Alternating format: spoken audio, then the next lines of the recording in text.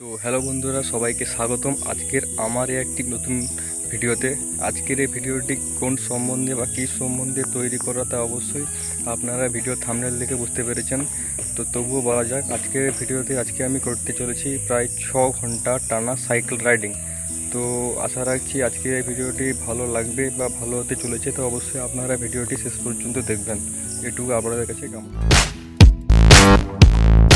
বন্ধুরা, আজকের এই 6 ঘন্টা সাইকেল রাইডিং চ্যালেঞ্জ ভিডিওতে যেগুলো প্রয়োজনীয় উপকরণ, যেমন ধরুন একটা নিরাপত্তার জন্য প্রয়োজনীয় শুদ্ধ একটি জল, সেটাই আমি সঙ্গে নিয়েছি। আর সঙ্গে নিয়েছি একটি খুব ভালো সাইকেল। তো এই সাইকেলের মাধ্যমে আজকে আমি প্রায় টানা 6 ঘন্টা কাটাতে পারি কিনা তো দেখি সেটা। আর অবশ্যই আপনারা ভিডিওটা শেষ পর্যন্ত দেখবেন।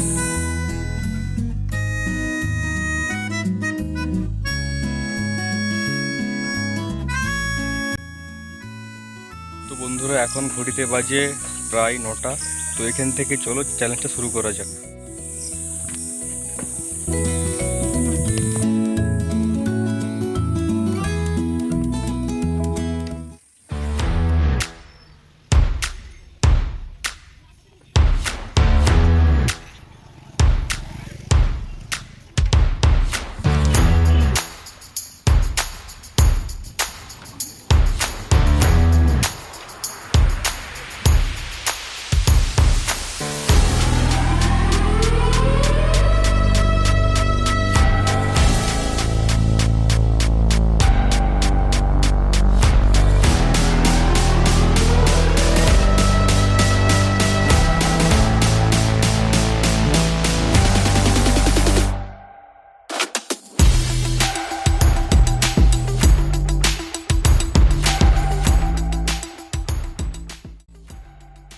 তো গাইস, এখন সময় প্রায় 9:30, আর আমি বাড়ি থেকে প্রায় 2 কিলোমিটার পর্যন্ত চলে এসেছি।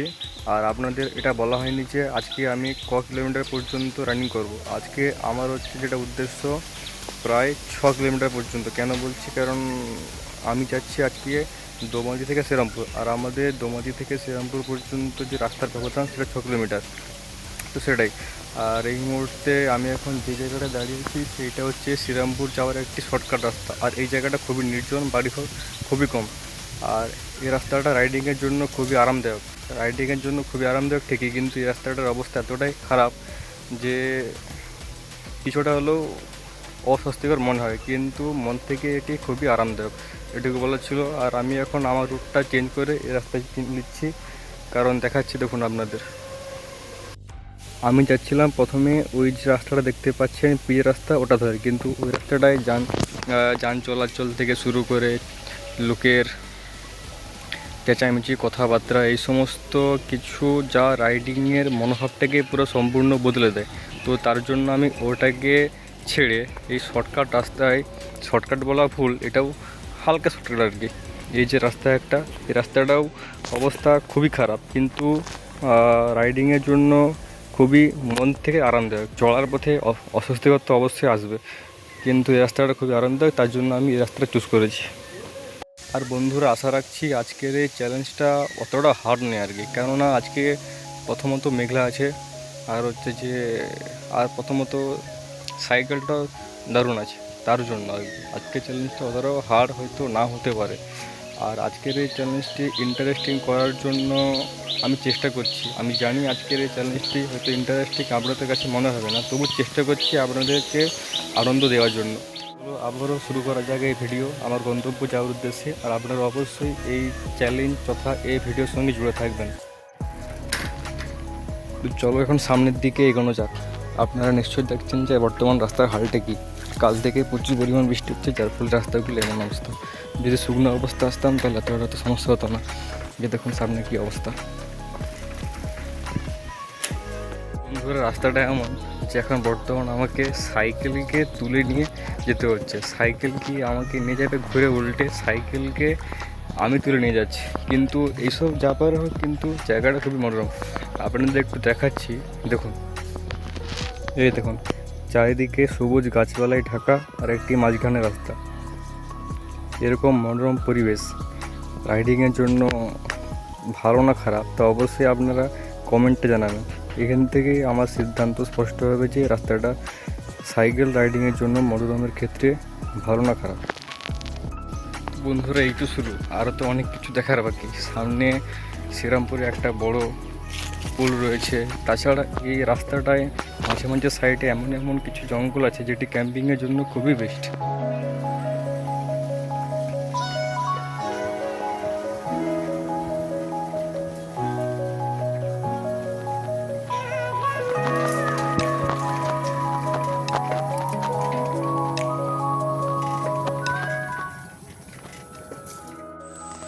আপনাদেরকে একটু আগে বলেছিলাম যে রাস্তার সাইডে এমন এমন কিছু জায়গা আছে যেগুলো ক্যাম্পিংয়ের জন্য বেস্ট। আমি এখন সেই জায়গায় মাঝে দাঁড়িয়ে আছি। এই দেখুন এই জায়গাটা কীরকম। এই সমস্ত জায়গায় ক্যাম্পিং করে একটা মজা আলাদা। ওই হচ্ছে আমার সাইকেল, আর এই হচ্ছে জায়গা, পুরো নিরিবিলি। কিন্তু একটা সমস্যা কি জানো, এই জায়গাগুলোয় প্রচুর পরিমাণ মশা। তো এটাই আপনাদের দেখানো ছিল। তো আবার চলো, আবার শুরু করা যাক আজকের রাইডিং।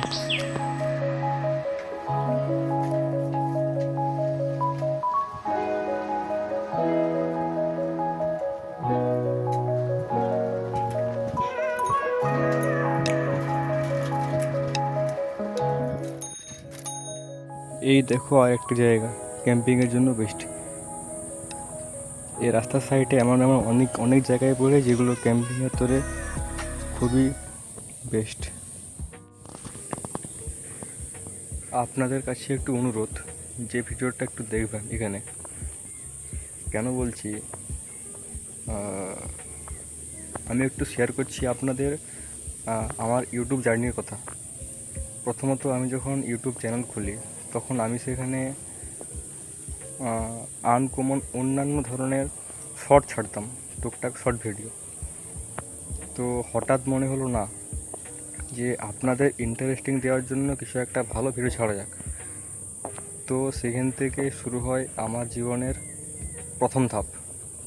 সেখান থেকে আমি বিভিন্ন ধরনের চ্যালেঞ্জ, ট্রাভেলিং, এই সমস্ত ভিডিও ছাড়ি। তো আজকে আমি সেই রকম একটা ভিডিও আপনাদের সামনে পেশ করছি, যেমন ধরুন একটা চ্যালেঞ্জিং ভিডিও। তো এই ভিডিওটা করতে গিয়ে অনেক স্ট্রাগল কিন্তু সহ্য করতে হয়েছে। কেন বলছি আপনাদের সামনে, এগুলো একটু বুঝুন। কারণ প্রত্যেকটি কন্টেন্ট ক্রিয়েটর বা প্রত্যেকটি ইউটিউবার চায় তার জীবনে কিছু আশা, কিছু লক্ষ্য যেগুলো তার মনের মধ্যে জমে আছে, সেই সমস্ত কিছুকে তুলে ধরা, সেই সমস্ত কিছু সে যাতে করতে পারে তার জন্য এই ইউটিউব প্ল্যাটফর্মে আসা, এখান থেকে কিছু আশা রাখা। তো সেই উদ্দেশ্যে আপনাদের সামনে বলা, আপনারা যেমন প্রত্যেকটি কন্টেন্ট ক্রিয়েটর, প্রত্যেকটি ইউটিউবারদের সাহায্য করেন, তাদের সাবস্ক্রাইব করেন, তাদেরকে তাদের জীবনের ভবিষ্যতের জন্য এগিয়ে নিয়ে যাওয়ার জন্য সমস্ত কিছু সাহায্য করেন, সেভাবে একটু আমাকেও করুন। কারণ আমার চ্যানেলের সাবস্ক্রাইবার মূলত খুবই কম, মাত্র 47টা। তো এগুলো প্রথমে হবেই তা তো নিশ্চিত, কিন্তু তবু যেটা দেখা যায়, আমি দেখছি আমার এই চ্যানেলে আমার সাবস্ক্রাইবার যেগুলো আছে তারাও ভিডিও দেখে, উপরন্তু বাইরে অনেকেরাও এই ভিডিওগুলো দেখে, কিন্তু তারা সাপোর্ট ঠিকঠাক করে না। তো আপনারা আমাদের এই কথাটা তাদের ক্ষেত্রে বলা, আপনারা যেভাবে অন্যান্য ক্রিয়েটারদের সাপোর্ট করেন সেভাবে প্লিজ আমাকেও করুন। প্রত্যেকটি কন্টেন্ট ক্রিয়েটর জীবনে স্ট্রাগল করে কিন্তু এই ইউটিউবে ভিডিও আপলোড করে, অনেক কিছু স্ট্রাগল করে, বাড়ির চেল্লান চব্বন শুনে বা এই ফাঁকা পরিবেশে লোকজনের মধ্যে ভিডিও বানানো, এই সমস্ত কিছু তো আর চারটিখানি কথা নয়। অনেকে আমার ক্ষেত্রে অনেক মনে হয় যে ইউটিউবে কি এমন ভিডিও করা সে করা, কিন্তু ওই সময় ছেড়ে দাও। সর্বশেষ যেটি আপনাদের কাছে বলা ছিল যে আপনারা যেভাবে অন্যদের সাপোর্ট করেন ঠিক সেভাবে একটু আমাকে প্লিজ সাপোর্ট করুন, প্লিজ প্লিজ। অনেক ক্ষেত্রে কি হয়, আমাদের মতো ছোটোখাটো ইউটিউবারদের ভিডিও অনেকে দেখায় না, যে ভিডিওটা মাত্র 57 ভিউজ 56 ভিউজ, এই ভিডিও কী দেখবো। কিন্তু অনেক ক্ষেত্রে কী হয়, এই সমস্ত ভিডিওর মধ্যে এমন এমন কিছু জিনিস ধরা পড়ে যেগুলো হয়তো অন্য কোনো বড় ভিডিওর মাধ্যমে ভিডিওতে ধরা পড়ে না। ইন্টারেস্টিং টাইপের বিভিন্ন এক্সপেরিমেন্ট, বিভিন্ন মজাদার কথা, সেই সমস্ত ভিডিও কিন্তু অন্যান্য ভিডিও ধরা পড়ে না, কিন্তু এই সমস্ত ভিডিওর ক্ষেত্রে ধরা পড়ে। তো আপনারা প্লিজ সাপোর্ট করুন, প্লিজ প্লিজ। আমি জানি না আমার এই কথাগুলো আপনারা কি মনে করেছেন, যদি খারাপ মনে করে থাকেন তাহলে অবশ্যই আমি ক্ষমা চাইছি আপনাদের কাছে। আর হচ্ছে যে আমরা প্লিজ একটু সাপোর্ট করুন, প্লিজ প্লিজ, কারণ আপনাদের সাপোর্ট ছাড়া কেউ হতে পারে না। ইউটিউবে একটা এমন জিনিস, ইউটিউব, ফেসবুক, ইনস্টাগ্রাম একটা এমন, আপনারা না সাপোর্ট করলে কোনো ক্রিয়েটর একটা ছোটো জায়গা থেকে বড়ো জায়গায় পৌঁছতে পারে না। আপনারা প্লিজ সাপোর্ট করবেন। তো চলো আবার শুরু করা যাক।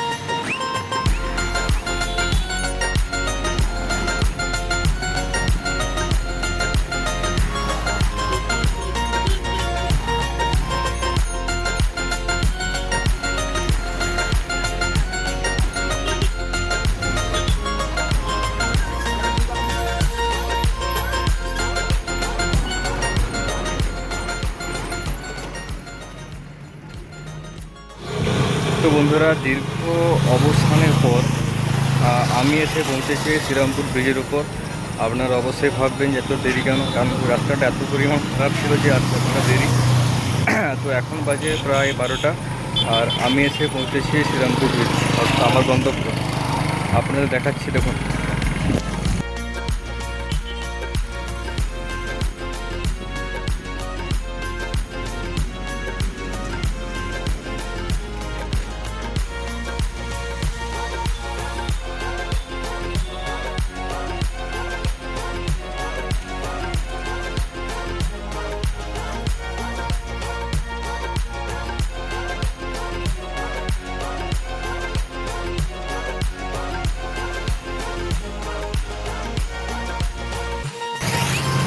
তো গাইজ, এখানটায় আসতে প্রায় 3 ঘন্টা লেগে গেছে। তো যেহেতু 3 ঘন্টা লেগে যাবে, তো এই পর্যন্ত 6 ঘন্টা প্রায় কমপ্লিট হয়ে যাবে। তো যাওয়া ভিডিওটা এখন আর দিচ্ছি না, তো এখানে রাখছি আজকের এই ভিডিওটি। ভালো লাগলে অবশ্যই লাইক, কমেন্ট এবং সাবস্ক্রাইব করে যাবেন, আর হচ্ছে পাশে থাকবে।